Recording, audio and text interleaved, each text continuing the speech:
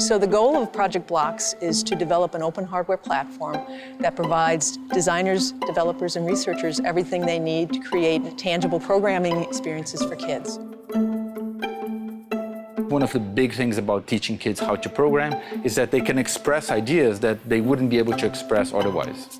Young kids, they learn by being social, by being collaborative, by playing with things, by exploring with their hands, taking what's natural to them, and then adding a new skill, such as computing and programming. I think we have the best of both worlds. I think if one moves away from the screen and keyboard to coding, it's far easier for young people to work collaboratively, and working collaboratively to solve problems is what happens out in the real world. There's a long history of tangibles for programming. It starts in the 70s with Seymour Papert at MIT, and then there are many others, for example, Turn, and then Topobo and tangible programming bricks.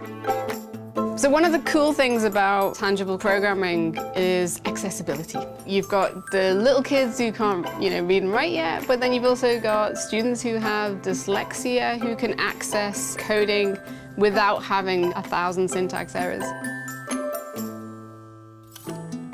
For the most part, the things that we produce in our group are platforms so that developers can really innovate on the content and the applications. Project Bloks is a research project, and our goal is to create an open hardware platform in which developers, makers, and designers can create hands-on programming experiences for kids. As a first step, we've created a system for tangible programming. And the system consists of three main components: a brainboard, baseboards, and pucks. The baseboard works by placing a puck onto it, and pucks can be programmed with different instructions like turn on or off, move in a direction, or increase amount. The board then simply reads that puck's instruction. The brainboard provides power and connectivity, and when you connect baseboards to it, it can read their instructions and send them to connected objects like a toy or a tablet.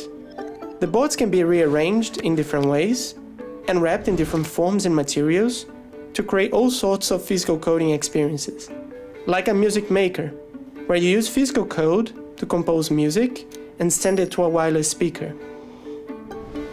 Or a sensor lab, where you use physical code to experiment with sensors around you, like detecting a drop in temperature and then switch on a light. Or a coding kit, where you use physical code to control toys, like getting a robot to draw a shape on a piece of paper.